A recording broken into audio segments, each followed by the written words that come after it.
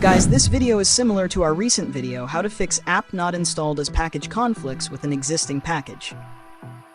However, in this video, I will explain it clearly to avoid having the same problem that some of our viewers experienced.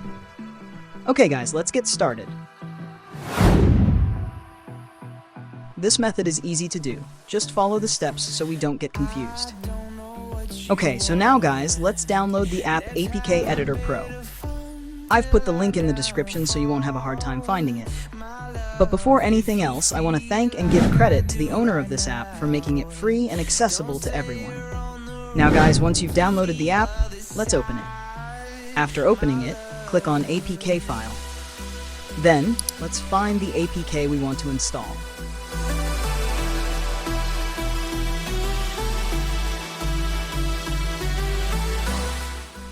Once we've found the APK, click on it. Then click on Common Edit. Next, let's edit the package name. I'll explain the logic behind this. The logic is that we need to change the package name to make the APK unique. If the package name is the same as an existing one, it won't install and will conflict with the existing package. You say you wanna cry, but you never do. Sugar, there's... After making the package name unique, let's save it. Wait for it to finish and succeed.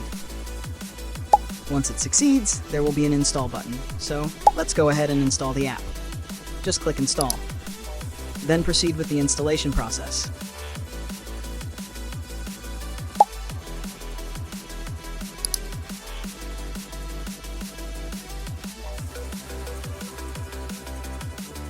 As you can see, this method works. Once you understand the logic, it will be easy for you to resolve this issue. That's all for our tutorial, guys. I hope you learned something from this video.